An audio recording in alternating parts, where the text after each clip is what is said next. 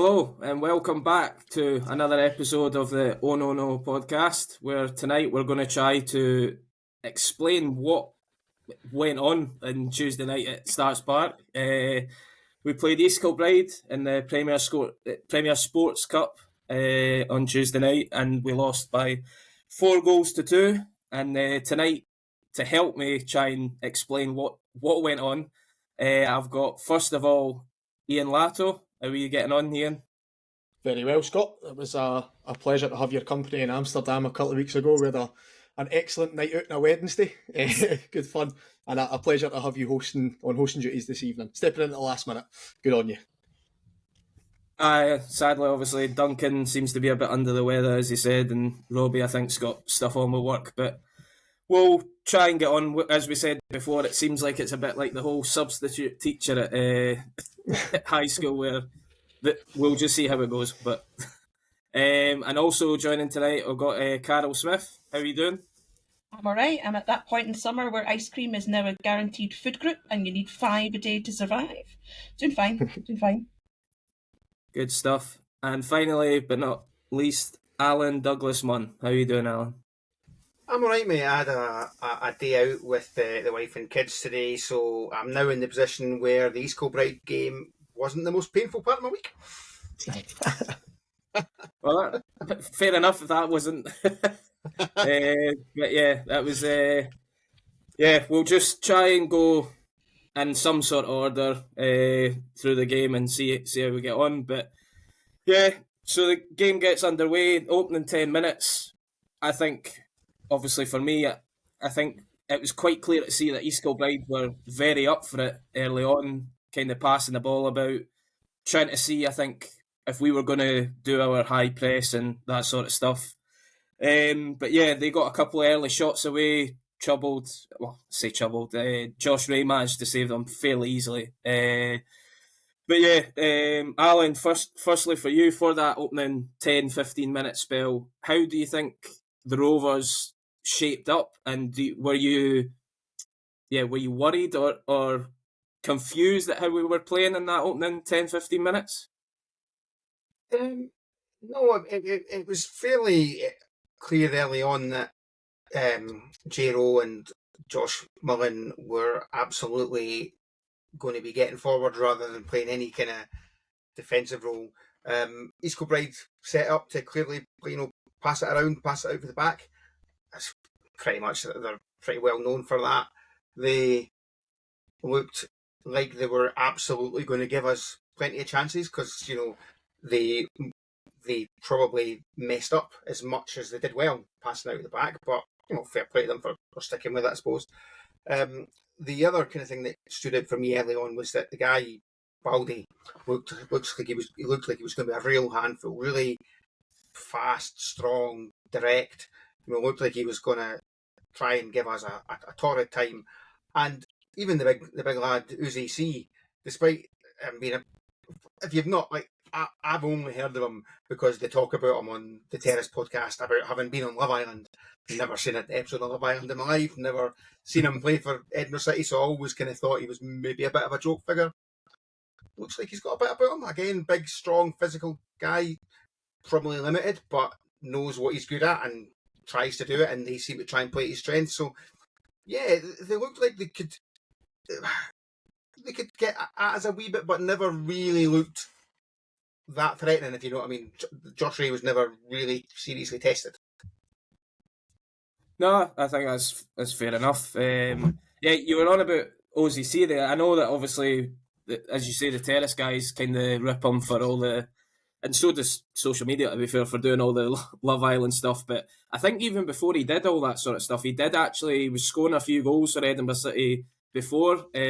So obviously seen cash signs and thought, oh, I'll go and do that for a bit. And it's better probably than whatever Edinburgh City are able to fork out for him. But yeah, I would agree that he probably was giving us something to think about anyway, guys like Hanlon and Fordyce, that, yeah, they've also got the likes of Jon Robertson up front as well, but I think Robertson's a far more technical player compared to OZC, who seems to be a bit more of a a physical presence. But yeah, and obviously I've actually got a bit later to talk about the boy Baldy that you mentioned as well. But I do agree that he was looking quite menacing, to be fair, in the middle of the park. But yeah, now Iain, I'll come to you. The first sort of real big chance in the game, anyway, actually came from a East Kilbride sort of fumble mistake from the keeper.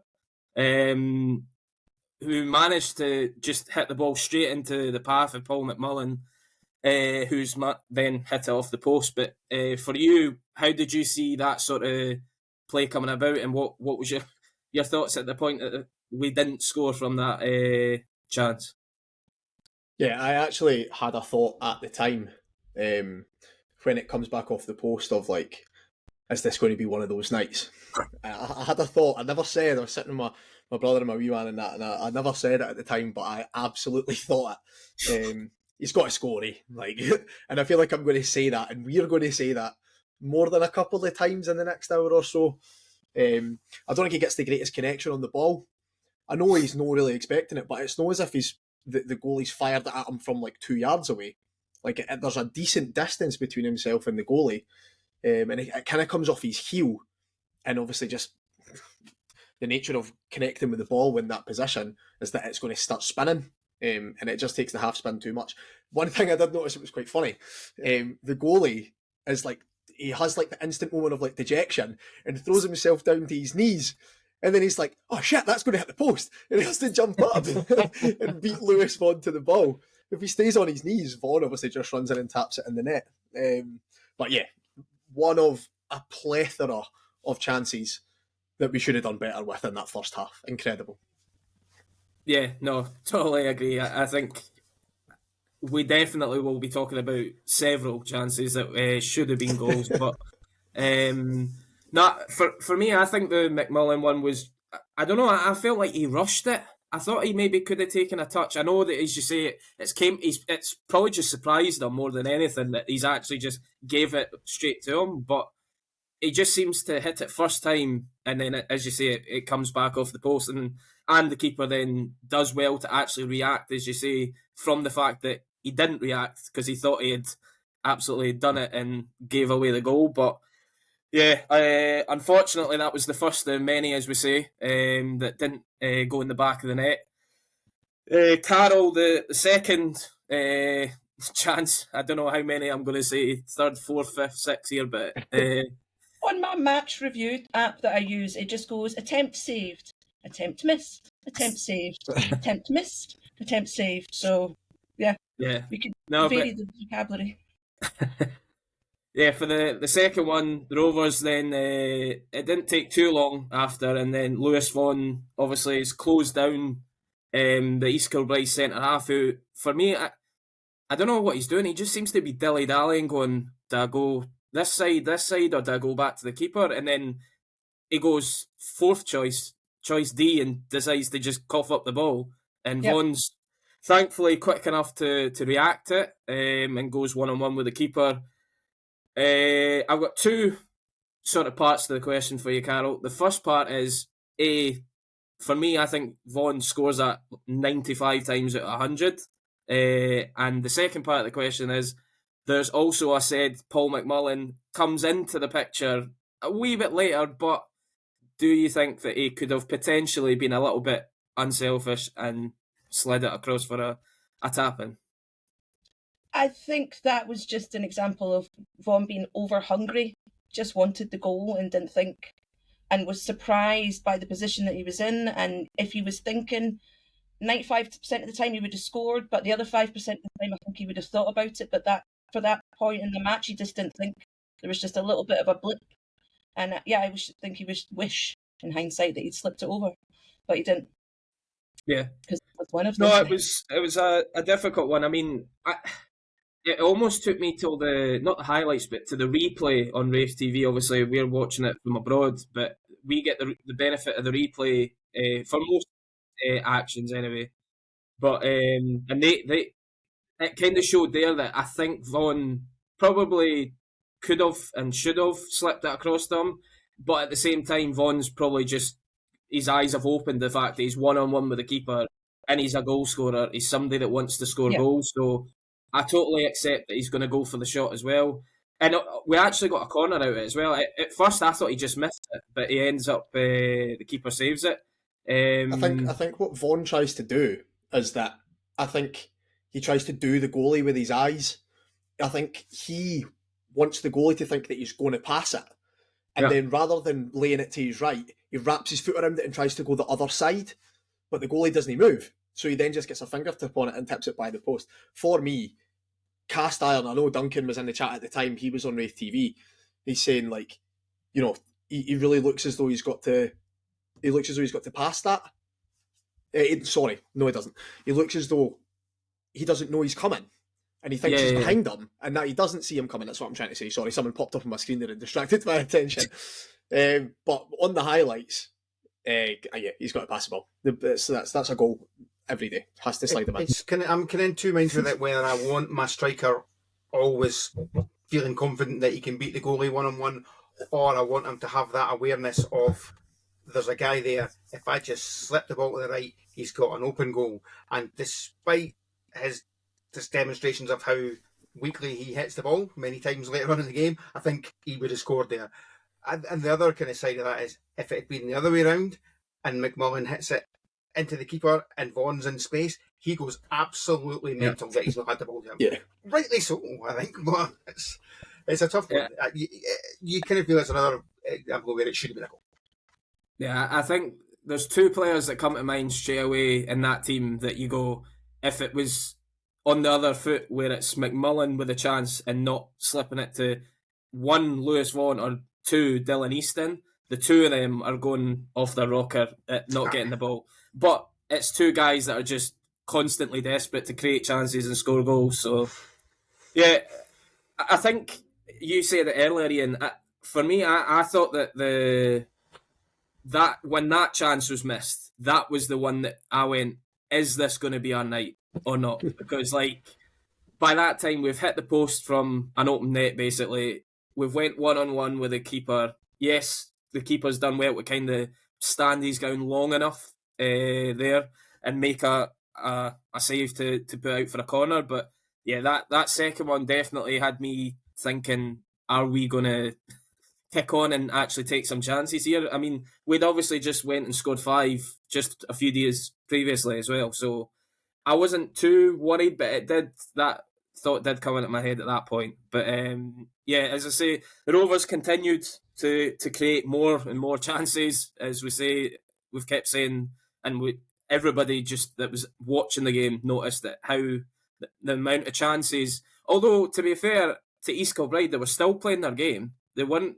changing anything just because they were coughing up the ball a few times and giving us chances, or we were creating chances ourselves. They were still going about their business, doing it as they would. So fair play to them for still trying to go about that. But I think we had McMullen went close with a shot. Hanlon then had one for a header for a corner. And so, the shots were just counting up. And I think Vaughan then went closest, was it with a chip over the keeper? Which then was cleared off the line. I think, Allan, we've touched on it briefly there about how was it going to be our night. Were you also in that camp by the time of these chances going about, or was it a case of, no, I still believe that one of these or a couple of these will drop eventually? There was a bit of that, but part of me was also thinking, we're just going to keep creating chances. They're not going to change the way they're playing. We're going to get more and more chances. I expected them to tire, fair play to them. They kept going to the 94th, 95th minute. I thought they would maybe start getting a wee bit tired and we would actually start to get even more chances. So I always felt like we were going to get goals in the game. The Vaughan one, looking at back on it, there was, I think Easton went to have a shot, it got blocked, Vaughan chips him, and it was so slow at going over it, and it took the guys so long to get to it. Vaughan even nearly managed to get to kick it to make sure it went in, but the defender just managed to get it clear. And there was an element of Jesus, but you still just felt we were creating enough chances that we were going to score. And Christ, we scored 2 goals. That should have been enough. Yeah, no, absolutely, I agree. I think as I say, we've touched on it, how we were saying, is it going to be a night? I still believed that at that point, look, we're going to keep creating chances, as we've said about how the way that East Kilbride play. I think it was even Duncan put into our podcast group chat about East Kilbride are the sort of team that are going to give you that many chances, especially when you're a sort of higher division team. I mean, look at Airdrie last season, did go and put, was it 8 past them in this group stage last year? And Duncan said that they're a team that will either lose 8-0 or they'll just go and start creating chances and scoring themselves on the break, sort of thing. But it just seemed to be that the first half, for some reason, we weren't getting any luck at all with burying any chances. Iain, for you, I said I was going to come back to it just because Allan touched on it briefly earlier on, that João Baldi, that was in the midfield for East Kilbride, seemed to be a bit of a sort of workhorse and menace in the middle of the park, for me anyway. He seemed to tackle Scott Brown for behind, and then he's the one putting the tackle in, but he's the one that actually comes away injured. I don't know if it seemed to be like he twisted his knee or something as he went down, but for you, was it a good sign, the fact that he was going off, and it meant that maybe we could get more of a sort of foothold in the game? Because he seemed to be the one that was disrupting us doing anything in the middle of the park. But what was your thoughts on that whole stuff? Yeah, I thought he was the driving force for them, to be honest. I also thought he was at it a wee bit when he went down, and I thought he's going to be all right. And he played on, and I thought he is definitely going to be all right here. And then went off, and I thought I feel a bit bad about that. He probably was a bit hurt, but yeah, I was quite happy to see him go off. Actually, I was looking at the East Kilbride lineup prior to the game. My brother kind of nudged me and said, "Is anybody in this team that we're going to know or whatever?" And I had a look through, and I thought, kind of, but not really. Like, not, you've not got like the household names. I was actually really impressed with them, and I'll caveat that with from like the kind of midfield forward. So at the back, like, I know that's their style in that, and I know they won, and I know they beat us, and like you could go on and say all this sort of thing, but man, they're going to give away so many goals playing like that. Like, you're asking your League Two centre backs and your goalie to pass it out from the back like 100% of the time, and it's a pure cliche, and just being like, oh, it's really admirable, you know, the way they're trying to play, like they're trying to play out like that. It must be hellishly frustrating, like to watch it.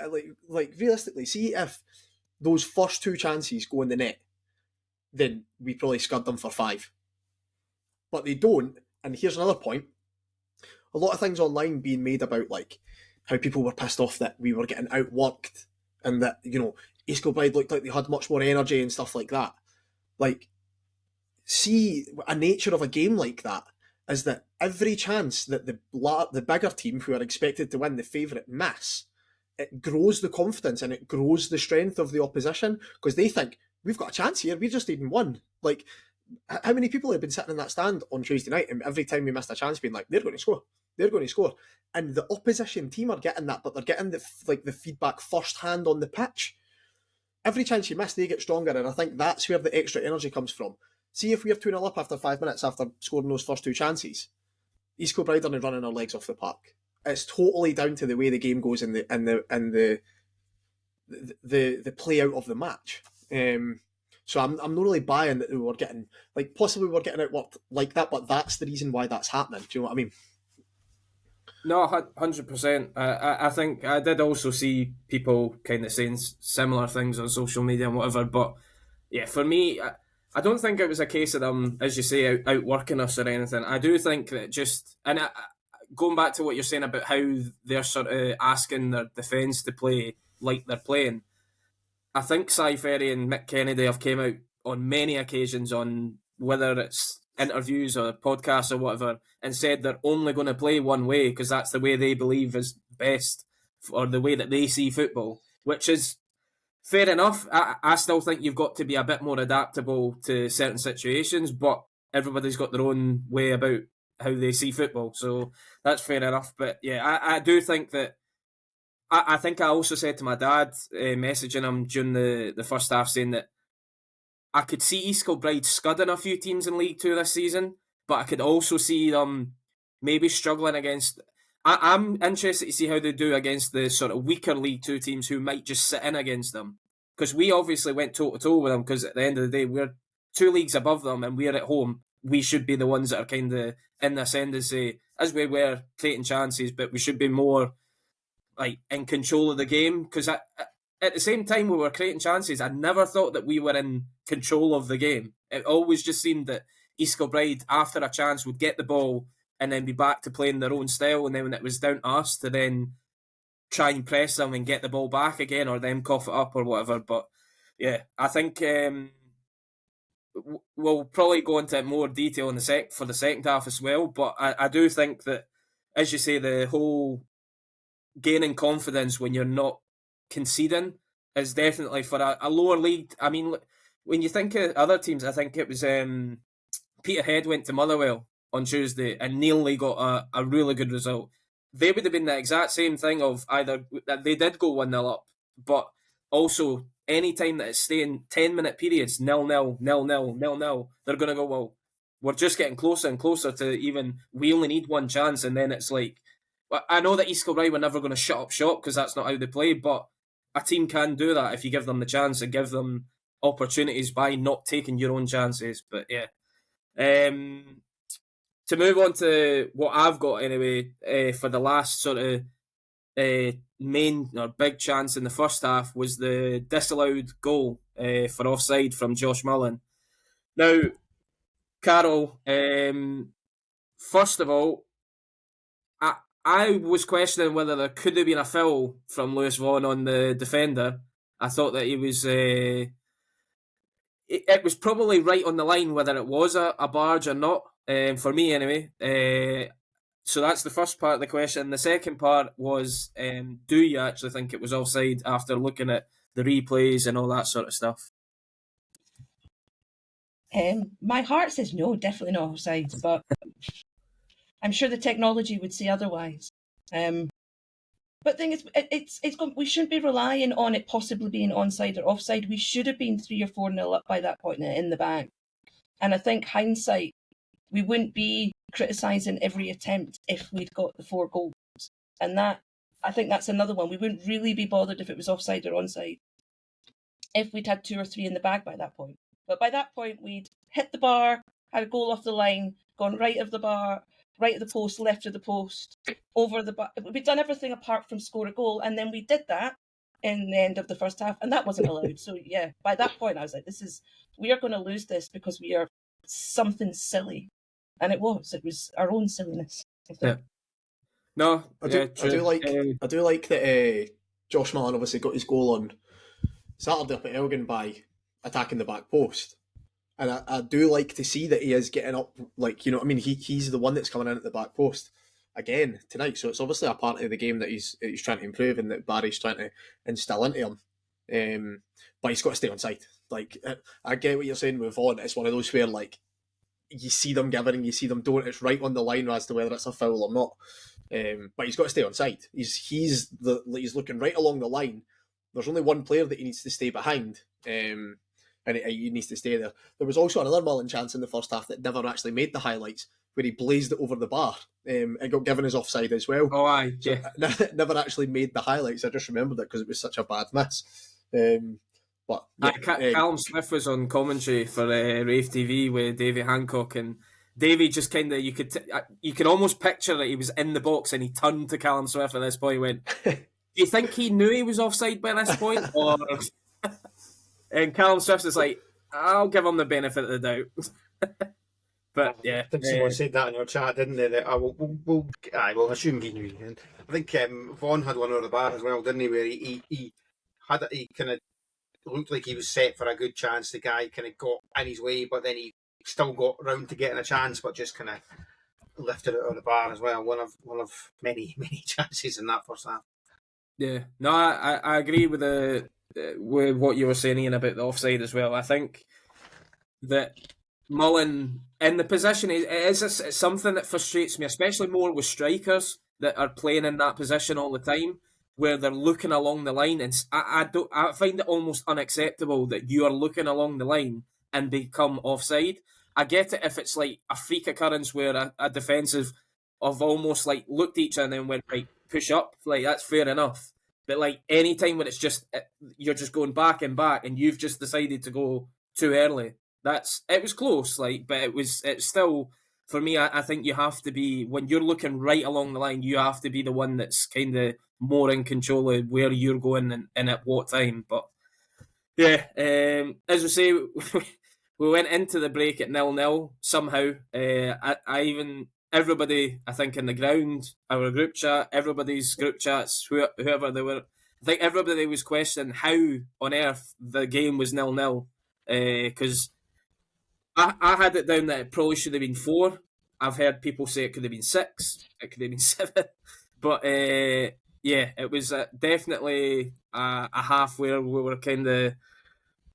And by this point, I certainly was questioning, is this going to be our night by this point? But yeah, and then at half time, obviously the players come out, at the start of the second half, we notice, obviously, Kai Montague has come out the tunnel and run onto the pitch. So it's the whole, at half time, you're like, right, which number or which player is not on the park at this time? Because you're not seeing, they're all kind of coming out, drips and jabs. And it turns out it was Dylan Easton. And then we found out on Rave TV through the commentary team that it sounded like Dylan had picked up a knock in the first half, and that Barry Robson clearly just, at this part of the season, what's the point in taking any risks anyway? I get that we weren't cruising in the game in terms of winning 3-4-0, but at the same time, as we'll probably discuss later in the game, I would rather be not losing players now than during a league season when we're going to need somebody like Dylan Easton, as we've shown last season how much we needed him at times. But yeah, so the first chance that came on the highlights anyway of the second half felt us, which came from a throw-in in the railway stand, which ended up between Jordan Doherty and Jay Rowe. The two of them linked up pretty well. I think it was also Montague was in and about there as well, but and they managed to cut across to Paul McMullen, who's then another chance that he's managed to just blaze over the bar or miss. But you could see he was just leaning back. Allan, at this point, going into the fact that we've missed another chance, but the fact that in that opening couple of minutes, we looked like we were a bit more in the ascendancy and kind of going a bit more gung-ho type. But did you think that Robson had maybe at half-time kind of, not dug them out, but kind of go and try and G them up a bit, say, look, we need to be taking these chances and try and screw the nut a little bit? Yeah, I mean, it was encouraging in the sense that you thought, we're still creating chances. Looks like we're going to pick up where we left off. And with the quality we have in the team, you're thinking we're going to eventually take at least one of these chances, if not a couple. So there was definitely an element of that. A bit of a worry with Easton going off. You don't want to be losing him. I think there was a thing in the Courier today saying it's a little niggle in his back, but they don't expect him to be out long as well, which is obviously good to hear. I think the weekend off might do them a bit of good. I suspect there'll be some extra training sessions for them, though. But yeah, there was definitely an element of Robson will not have been happy with that. Other than, yes, we're creating lots of chances, but we need to be converting them. We need to be kind of sharper in front of goal. So he would have probably had to go at them for that. But I'm always one who's, if we're not creating chances, I'm worried. If we're creating chances, we've got the players in our team who will convert them. Yeah, no, I think even Robson touches on it in his interview that really, in terms of how we played or in terms of the amount of chances we were creating, that wasn't what was actually the thing that he was worried or frustrated at. It was obviously what we'll talk about in a bit it happened at the end. But yeah, I think for us going forward, we in the league we're going to have to be more clinical. But we even seen it, as I've touched on before, that we just went and scored 5 goals up in Elgin. Yes, I know a couple of them were penalties, but at the same time, you still have to score them. And we were creating plenty of chances on Saturday as well. So I do think it's a massive positive that, I mean, look at this time last season. How many times were we going into games and going, we've had 3 shots today, or we've had 4 shots today. We've just went into that game and had 20 odd shots. we probably had 20 odd shots at Elgin as well.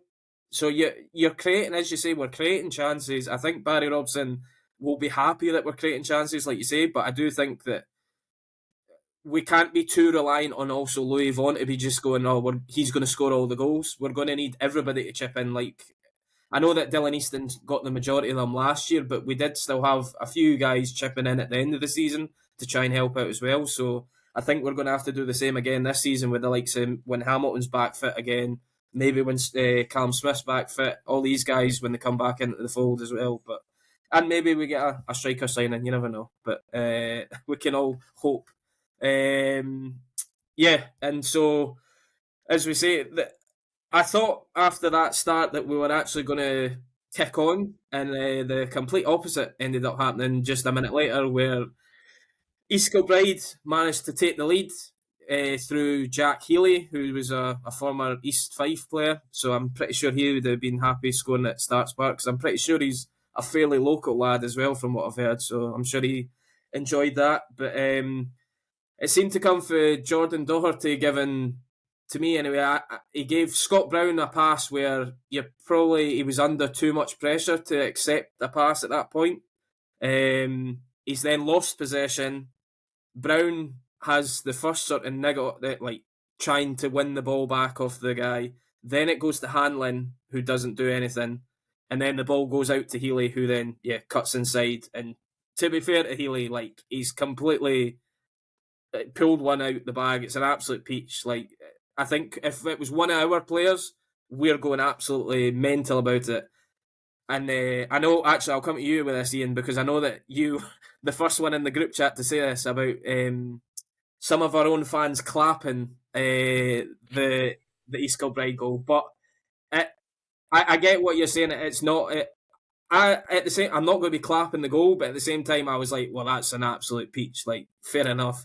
If you're scoring that, it was a goal worthy of winning a game. But at that point, like, it's still plenty of time to go. But what did you think of the whole sort of lead up to the goal, and then obviously the finish itself, Iain? Yeah, the clapping an opposition goals, birthday card, pish, and nobody should be entertaining that. It's just not acceptable. You can say that a goal is a very good goal, and I'll say that now. I'm not applauding an opposition team in the Starks Park. It's just not happening. Fair play if that's your game. In terms of the goal, it's a beauty. You can't really. There's not really much to say about it. Brown loses the ball, as you mentioned. The half criticism I'd say of J. Rowe is that, like, he's so desperate to get back into his position after being caught slightly too high up the park when Brown loses it, that instead of actually engaging the ball and trying to make a tackle, he just runs past him. And then Healy is like, all right, well, if you're away that way, I'm going inside. He cuts inside and he's got the perfect angle. But, like, yeah, what a strike, man. It's literally right in the top corner as well. Like, Josh Ray's over and he doesn't get that too far away from it. But there's no saving that. It's the most postage of postage stamps. Peach, you'll not see a better goal at Starks Park than that this year. Super. There was a bit of bad luck as well. After, I kind of take your point that, you know, the ball from Doherty to Brown wasn't the best, but if he just passes that back to Doherty, they probably then take care of it rather than try to control. He doesn't get a hold of it. He then runs to try and get it, and it's like, I think him and Matthews actually get in each other's way, and the ball then breaks, and it's like they've never played together before. It's like, come on, how many times have you guys played in the midfield together? You should.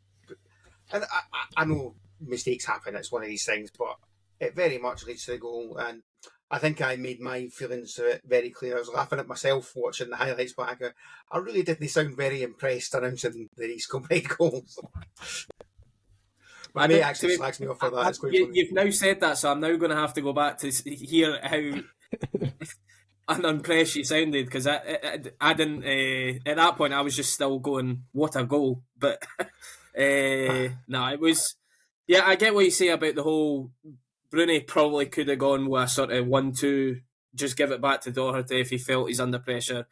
Maybe Brown also didn't realise how under pressure he was. I'm not sure, but for me, it's just the fact that Doherty can see who's behind Scott Brown. But yeah, if he hustles it up the park, there's no goal. Yeah, I also felt that potentially Brown and then Hanlon, one of them could have filled the guy that's then slipped it across to Jack Healy.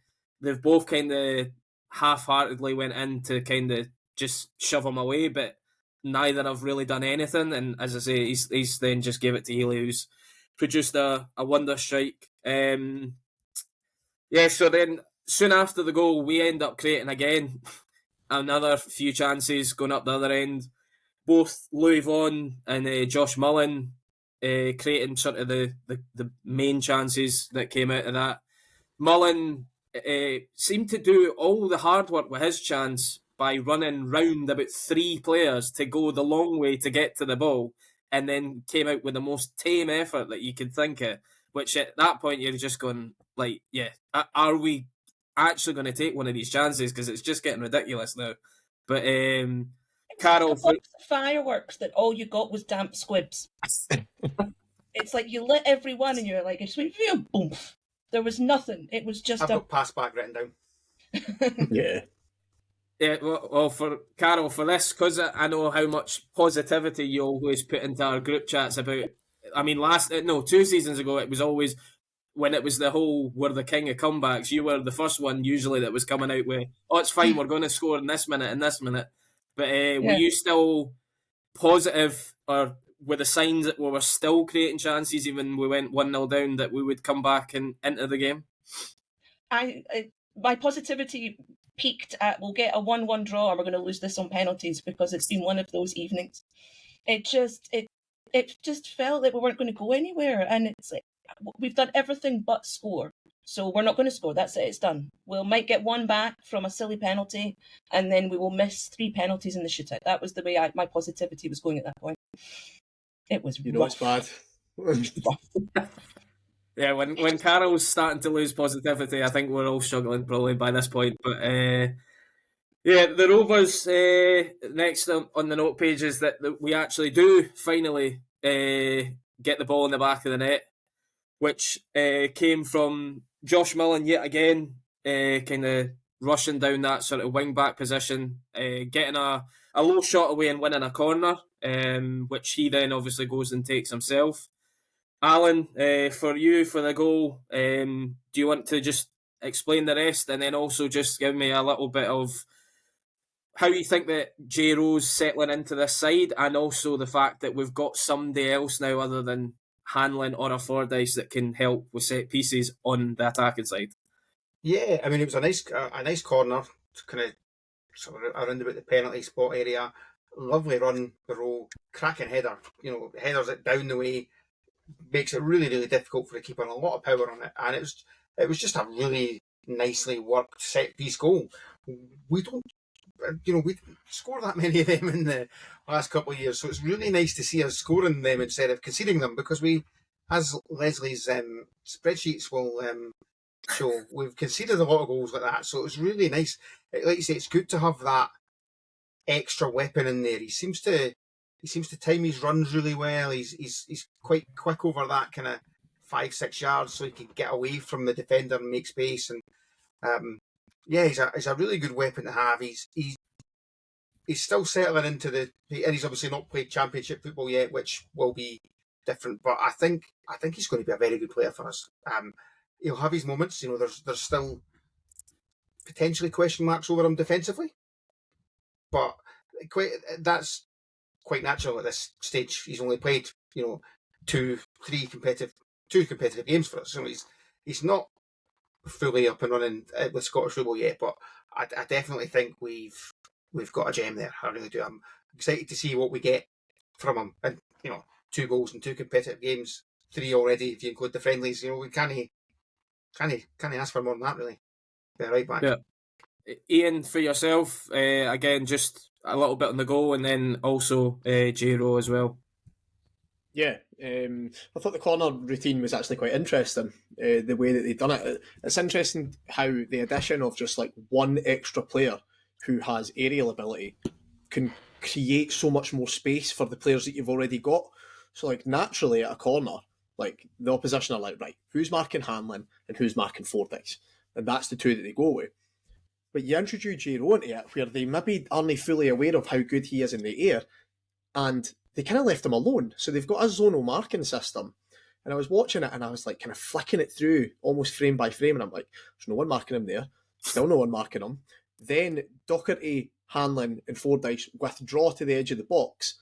Rowe doesn't go. He stays where they are. And I'm like, at no point during that entire corner was anybody anywhere near J Rowe. And then the ball comes in and he's like, oh, perfect, that's going right on my head. And he runs in and headers it into the net. Just the way that we've created the space for him and the confusion and the kind of chaos that that's causing, I think we're going to be genuinely a threat from set pieces this year, which is like, you know, it's completely alien for us as the last couple of years, as Allan said. And I think we'll maybe actually end up seeing Fordyce and Hanlon getting a couple more because people will latch on that, oh, Rowe's dangerous in the air. They pay him a bit more attention and then the space opens up for them too instead. So positive signs on the set piece front. Keen to see more of that.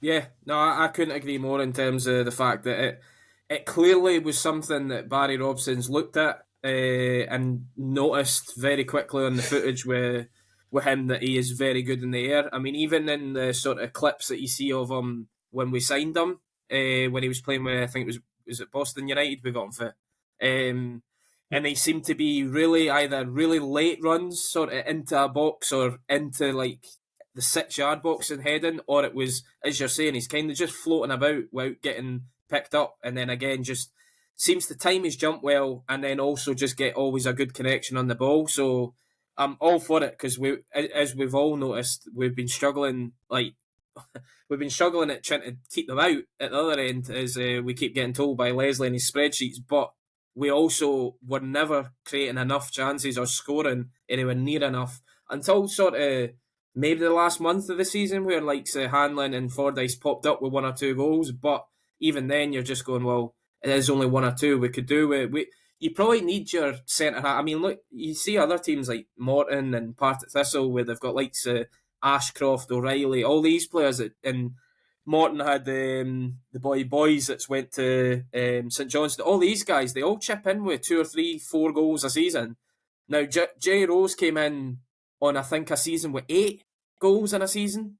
So if you're even getting 5 of them, then you get Hanlon. You're adding up the goals already, and as I touched on earlier, we're going to need everybody to chip in because we've not got a Brian Graham. I know we've got Louis Vaughan, who's, I would say, more talented in terms of a footballer than Brian Graham, but Brian Graham's more that killer instinct in the box all the time, in for tappings more than anything. But yeah, it'll be interesting to just see how, as Iain's touched on there, how other teams look at us going forward with that extra addition. I might even open up space for somebody like a Jordan Doherty, who's already scored in pre-season as well. I mean, he also looks half decent in there. And so if you've got 4 guys and then add in Jack Hamilton, if he's ever starting games as well, you've got teams starting to run out of guys over 6 foot to go and mark any of these guys. So hopefully... And if we don't know where the goals are coming from, the opposition don't know where the goals are coming from. So that's also true. So, no, I hope that it does keep up that way and that J Rowe can settle in. I get where you were coming from as well, Allan, with the whole defensive side of things. I'm a bit less worried about it when it comes to like a wing back, because he's came to us as known as a wing back more than a sort of full back. So I kind of, it's maybe just me, but I give them slightly less problems when it's, or I think less of them as a defender basically when they're known as a wing back. So, no, I absolutely agree. But I totally get it. I hope that I think Barry Robson will also make sure that he needs to do his defensive duties as well, because otherwise we're going to get caught out down that side if he isn't going to adapt it. But it's still kind of pre-season, if you want to say it like that as well. So there's still plenty of time. We've got, 3 weeks, 3 weeks till the real season starts, really. So plenty of time to still bed that in anyway. Let's forget about that. But yeah, as we keep touching on the Rovers, we're continuing to drive forward, create chances. I felt we were starting to actually get a bit more time on the ball and actually play a bit of football ourselves in the second half. Because the first half, as we touched on, I do think that East Kilbride, we maybe gave them a little bit too much time on the ball at times and weren't really closing them down at certain points. And we had guys running about chasing sort of, not shadows, but just chasing lost causes that they didn't really need to be coming out of positions for.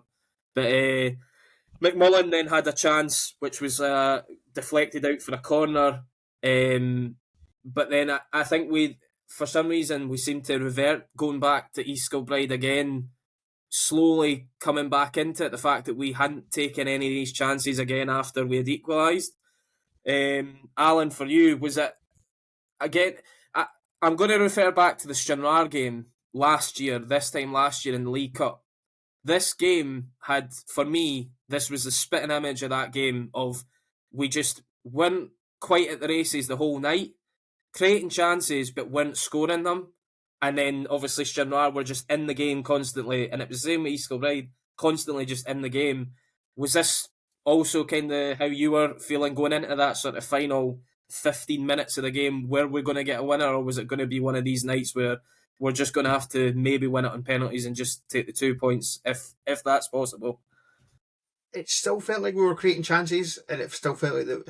But there's only so long you can go on missing chance after chance before you start to think, you know what, maybe it's not going to happen. You always kind of still felt it only took one. You know, you've probably given up on any hope of really kind of racking up the goal difference. By this point, you're thinking, if we get a second and we shut up shop and win 2-1, take 3 points, get down the road, got a weekend off to kind of prepare for St Johnstone next week.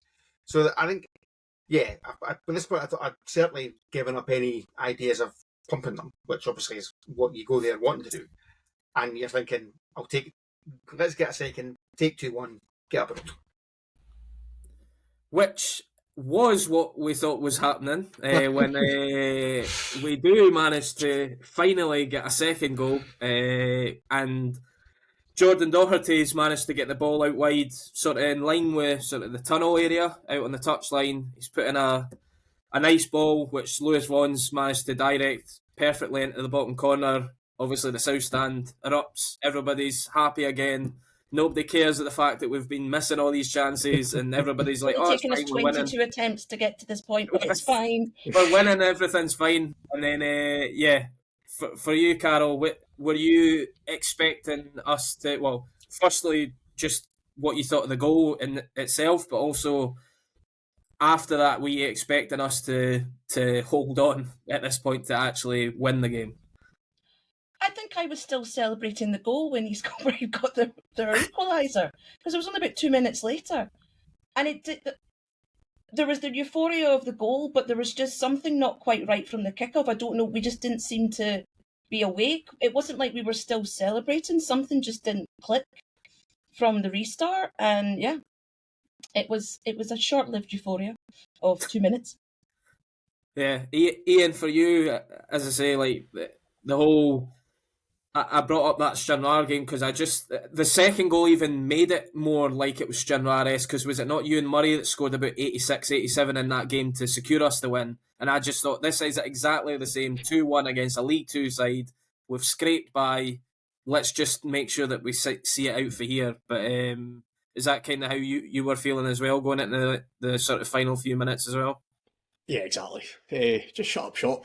You know what I mean? Just see the game out, be professional, keep the ball, knock it into the corner if you need to, like, you know what I mean, run the game down. There's no shame in it. It doesn't matter who you're playing. If you get the 3 points, nobody's going to remember it. I was doing the are we going to St Johnstone hokey cokey at that point. Like I was going before the game, then I wasn't going at 1-0 down, then I was going again at 2-1, and then by the end of the game we're not going. So yeah, disappointed to the way it obviously went, but at the time you're like, you know, that's the game won, that's it done. But there's still lots and lots to talk about after that point, despite the fact I was sat in the ground for a further about 4 minutes. You would not expect to have paragraph and paragraph of notes after the 88th minute of going 2-1 up, thinking that this game is to be done. But here we are. Probably still another half an hour to go here, but we'll see. Get comfy, folks. So this is the good bit.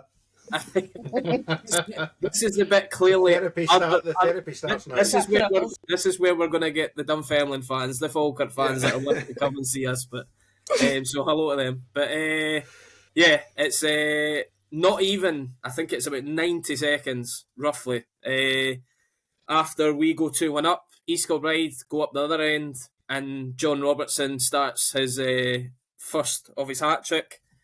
Allan, for you, straight away with that goal, I was questioning whether Josh Ray was either A, unsighted, or was B, shocked at how early he took the shot. Because for me, it had to be one of the two. The fact that he's beaten it in his front post. It's, to be fair, it was a well hit strike, low and hard, and it skidded off the surface. But yeah, for you, do you think that your keeper has to be kind of a bit better on his front post, or do you see it a bit differently? It's hard to see. You don't want your keeper getting beat at the front post like that. You do look at it and think he probably should do better with that. I say that as someone who, in the few times I've played in goals, I've been only probably slightly less hopeless than I am outside of goals, which is fairly hopeless. So I can't really criticise that much. But I'm on a podcast, so I'm going to. Yes, I think the keeper probably should get closer to it. It is a very well hit. He is probably a bit unsighted, but you're looking for your goalie to do better there. My biggest gripe with the first goal, and I'll probably their second goal, and I'll probably say something similar about the third and fourth. Our midfield was pish, completely posted missing. The guy shouldn't have got anywhere near getting a shot away. There was nobody challenging him. Like, you saw him, he was getting chased back, and like there was no sign of Brown, no sign of Montague, no sign of Matthews. Nobody was anywhere near it. It was like those games against Airdrie last year where the defence, the midfield was just strolling up saying, I know, let's just have a wee wander here and have a shot at Rovers because nobody's going to try and tackle us in midfield. Where were they? Like, what the fuck were they doing? I think there's a multitude of errors involving all of the midfield players that leads to the goal. So, like, Brown gets his header on it and it doesn't really go where he's meaning it to go. Matthews then actually inadvertently flicks it into the path of the oncoming East Kilbride player, and Montague is too high. Now, bear in mind, Montague's only 18 or 19 years old, and he's been on the park for half the amount of time of everybody else, and he's jogging back the park, not trying to get back in. Ross Matthews is kind of fair to him, haring back to try and get goal side. Vaughan's obviously tried to wipe him out. You can't have a player running 70 yards with the ball directly up the middle of the park. It's Roy the Rovers stuff. Like, it's just crazy. So many errors, so many errors that could so easily be avoided. Yeah. Carol, have you got anything to add on for that goal? Or as Allan touched on, I know it was something that was highlighted quite a lot by a lot of people on social media after the game. Our midfield basically missing for 90 minutes. They were too far forward and they just got caught. It was just a little error on a little error on a little error, and it is comical watching it back because it's just like head-on sprint, and even if they got to the ball, they're physically not in the right position to take a tackle because they're just sprinting so hard. And we're 2-1 up with 2 minutes to go. Why are they even up there in the first place? Why are we not just sitting in the front of the defence saying, come at us, East Kilbride? Surely they were having the same feelings that we were. Tonight is not our night. We're 2-1 up. Let's just sit back. But it seemed to be right. We're going to keep going and try and get more. No, take the win. Bag it. This is us, okay? This is us. We've lost many a lead in the 90th minute. It'd be good if we had another player on the bench who is tailor-made for that sort of sitting in front of the back four role. It would be, and it's going to be handy. Nowhere near the box and try and shoot, is he? Funnily enough, I was literally just about to throw it up to anybody that wants to answer it so you've got, at this point, 2-1 up. Do you think if Barry Robson, I'll come to you then, Iain, because you've brought up, if Barry Robson has that time again, even when we've gone 2-1 up, should he at that point be going to Sean Byrne, right, you're coming on and we're either taking off one of the sort of more forward players and just going, right, it's no, as Carol said, it's no been our night. We've clearly not been taking our chances, but we've now got into this winning position. Let's just make sure that we win this now and we get 3 points and just get out of here and we'll sort it out and hopefully take our chances in the next game. But yeah, for you, Iain, is that, you've obviously brought up, so is that a sub that you would have made, obviously earlier, but also even at that point that I'm saying that, do you bring on Sean Bunn for somebody else? Yeah, so you're saying, should he have done that? For me, yes. But if you're asking, like, if you were to ask Barry Robson this question sat on this podcast, he would say, no, I don't think that would have been the right sub to make. I think he's so set on you've got to have the miles in your legs to do the running in the midfield. I just don't think he sees Sean Bunn as part of that because he's not got the legs that a Ross Matthews or a Scott Brown or a Kai Montague have got. But listen, Barry Robson's forgotten more about football than I'll ever know. I'm not going to sit here and try and lecture him. That's not what I'm saying. But like, there's a bit of nuance, especially in the end of a game like that, where you're like, right, the running's done. We've got 4 minutes to go.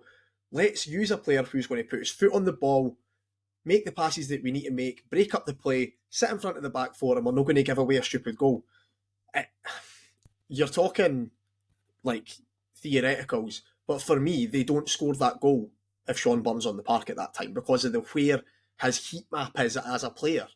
He doesn't get to run that distance. You're not going to find Sean Bunn 30 yards for goal, 2-1 up.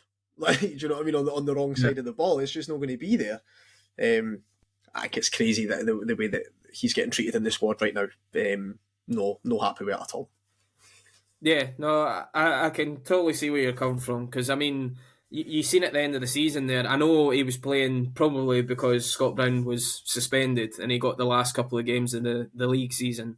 But even in that, especially the Queen's Park game, I thought that Sean Bunn was excellent that last game of the season at Hampden and was kind of advancing more with the ball than I thought that he ever had done previously because he's more that sort of number 6. He just mops up anything that really is an issue or just nips the ball away and then just gives it to an Easton or at the time a Connolly or whoever to go in and attack. But I think it gives us so much more balance in the midfield. Yeah. Like Brown and Matthews, like I like them both, but they're really similar. Like they take up the same sort of positions. And you can see, like, at the goal, they're both in the exact same place and they both get caught too high and they then both can't get back. It's like if you've got, like, a sitter and a runner, then you can afford the runner to be the wrong side of the ball because he's safe in the knowledge that his midfield partner is going to be there to mop it up if we do lose the ball and he's caught wrong side. It's one of them, isn't it? It's also, I know, I'll bring this up for you, Alan.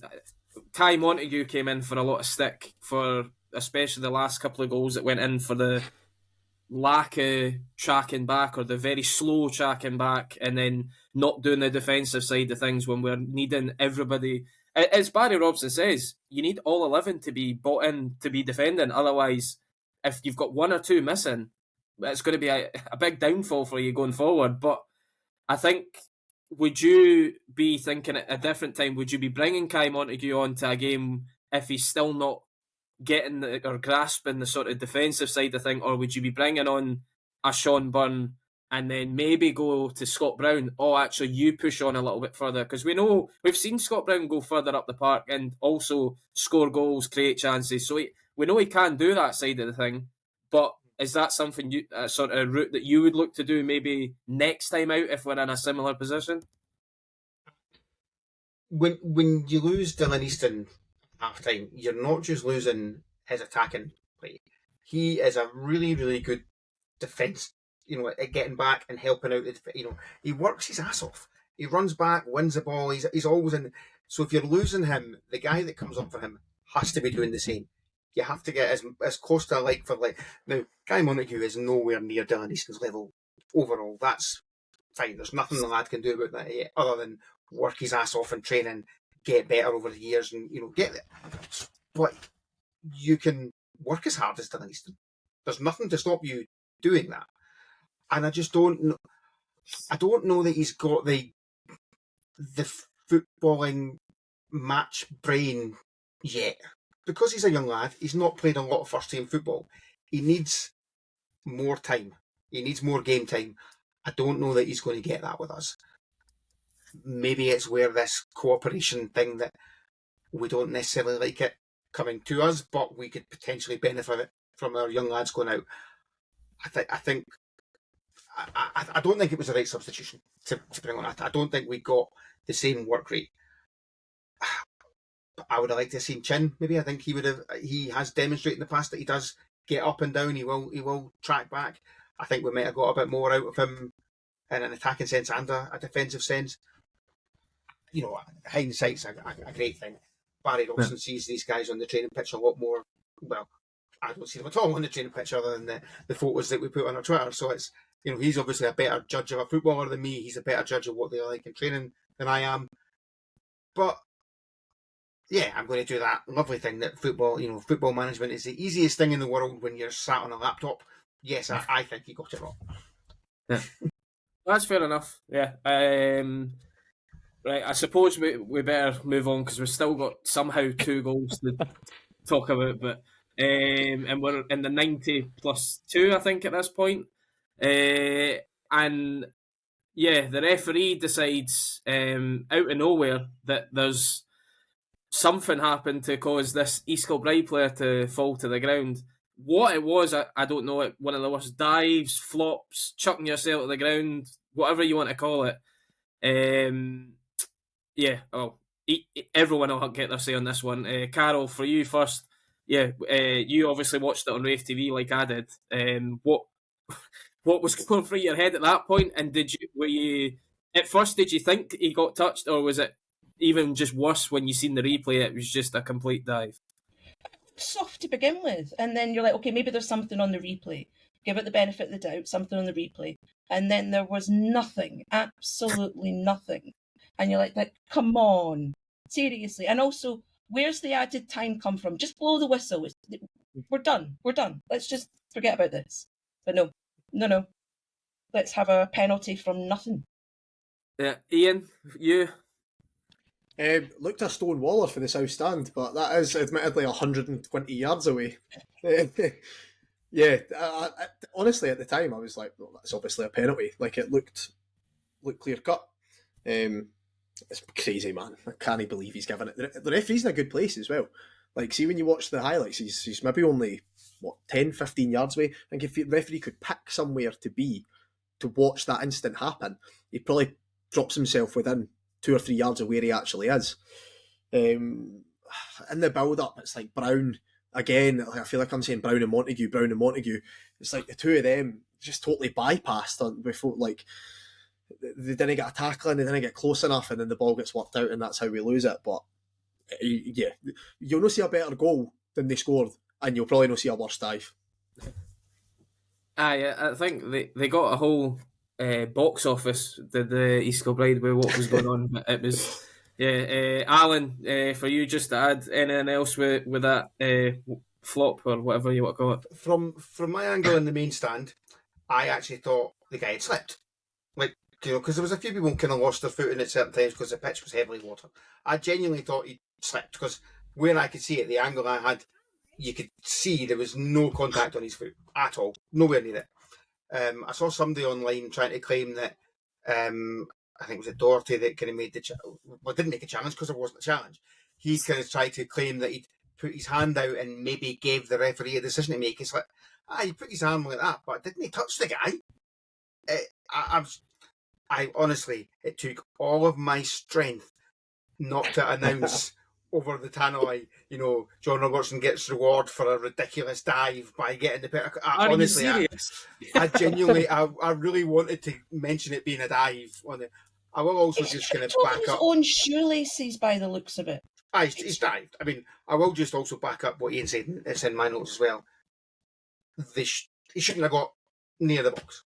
Our midfield was completely missing again. It was almost like a carbon copy of it. It was like the same. There was just nothing. It was like, where are they? I feel like I'm going to turn into what's her name? Bloody Delia here. Where are you? It was just one of them. Like, I was obviously watching it on Rave TV, and I was just like, what has the referee thought he's seen? And then the worst thing for me was that he didn't even seem to deliver. I know they've all got, technically, they've got like earpieces in that they can speak to each other, but I don't even think he consulted his linesman on it. And the linesman actually, it was so I mate myself and Alistair's is a referee at a sort of lowland league level, and he said that from the highlights, because we were telling him about how bad the dive was, so we're like, go and have a look at this. And so he said that from what he watched, he's seen the linesman in the highlights doing a sort of signal as if he doesn't think it's a penalty. So apparently, if they don't think it's a penalty, they run a certain way up the line or something, is how he was describing it.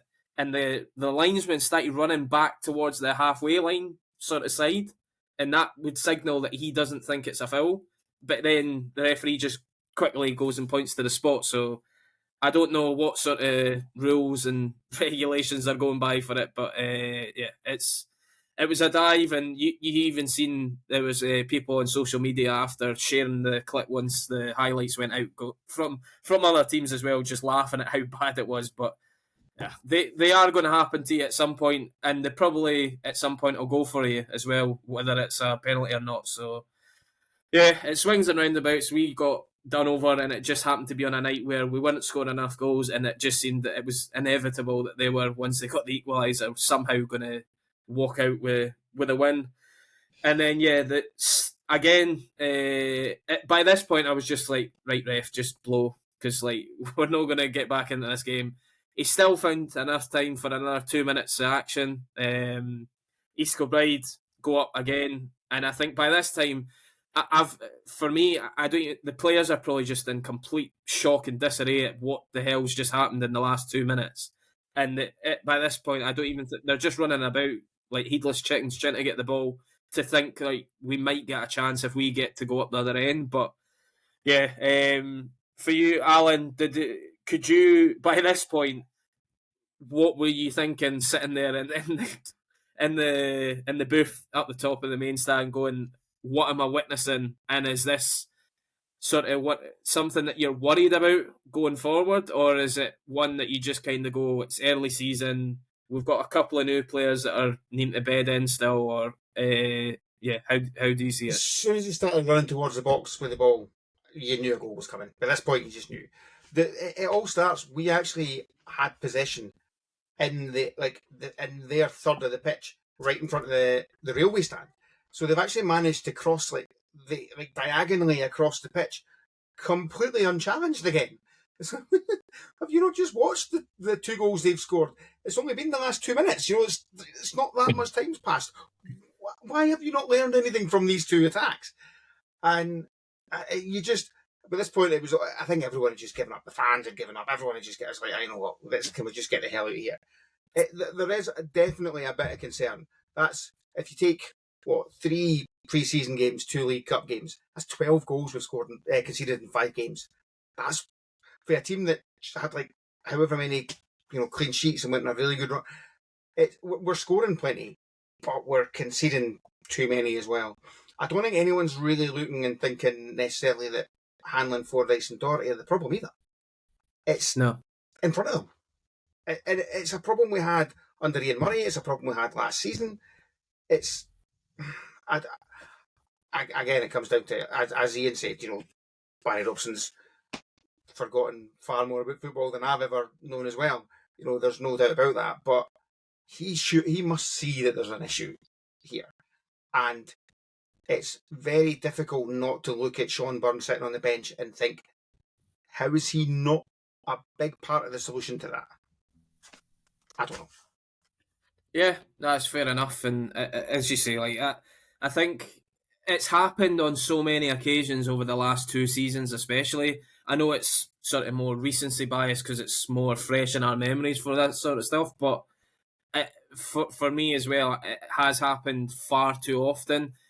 But yeah, you're correct, because I mean, you guys discussed it on one of the more recent podcasts as well, that if you're going into the season or having the majority of the season, I think it was Duncan that touched on it, saying with Doherty, Hanlon and Fordyce as your 3 centre-halves, nobody's going to complain at that because of how last season ended.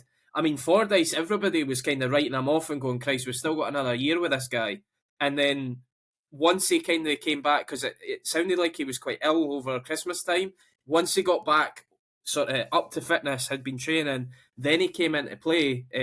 I know he had that one game at Ayr when Hanlon went off just before kick-off because he got injured during the warm-up and he didn't have a good game. But after that, Fordyce, once he was up to minutes, he was actually arguably one of the more consistent players that we had going into that sort of really good run.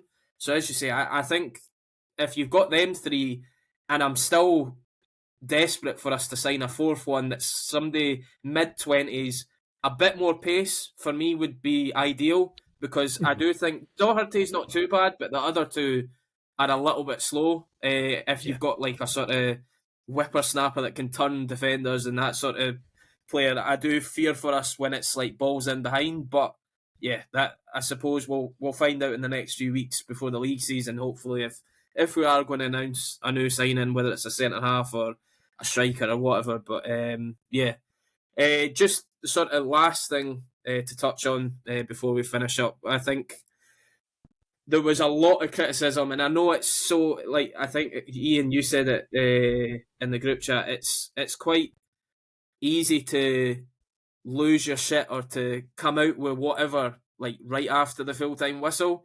And I think it's also why managers also probably hate doing post-match duties straight after a game as well, because they probably want 10, 15 minutes to go and just digress what the hell's happened, especially when what we just witnessed had happened as well.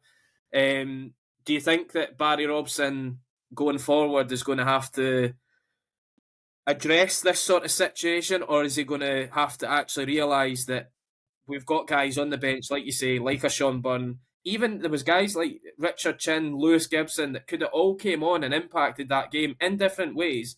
Like even a Lewis Gibson, I was screaming for it to come on because he could have came on, started running at his defenders. He's so direct, 2-footed.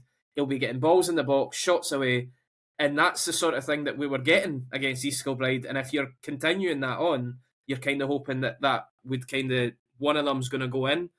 But for you, Iain, is that something that Barry Robson's going to have to address either by going into the transfer market again and getting a few more players in, or do you think he just needs to be a bit more streetwise with what we've got? Because I know he keeps talking about the running a smaller squad and a smaller budget than maybe than we thought.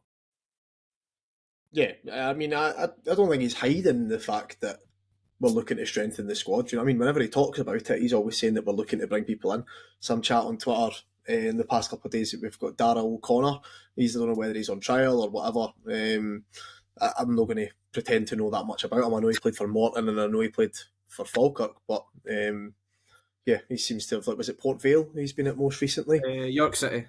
York. So, I don't know much about him other than they played for those clubs, but he's a centre half, mid-20s. He fits your bill, Scott. So, I don't know if he's got much pace, but yeah, we'll soon see. Well, we might not see.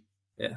I mean, I actually initially, when you were talking about it as in addressing it, I thought you meant, is he going to have to address the media or the TV in terms of how he was going to how he was going to use his squad? And I was thinking, fuck, how am I going to answer that? Then you changed it at the last minute, and I'm quite glad you did. So yeah, thank you for that. No.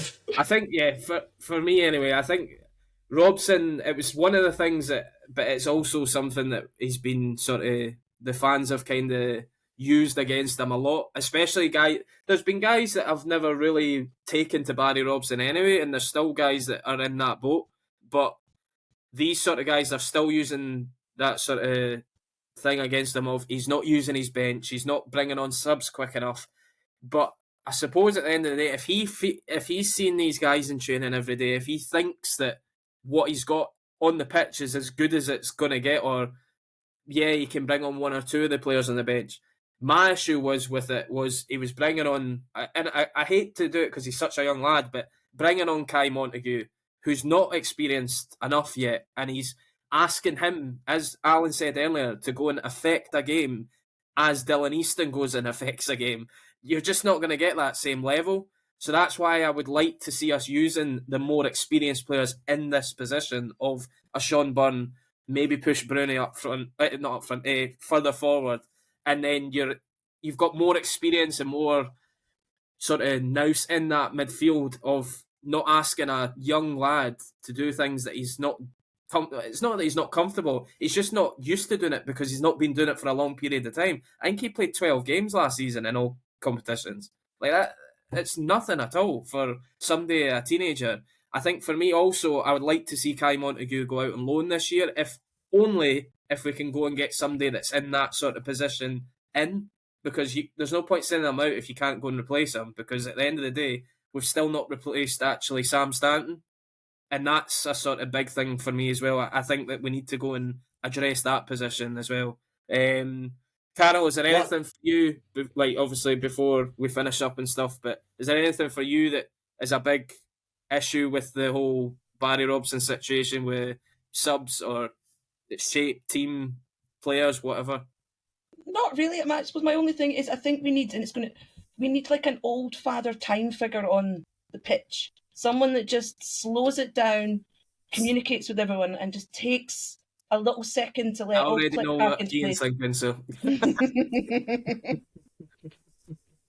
Yeah.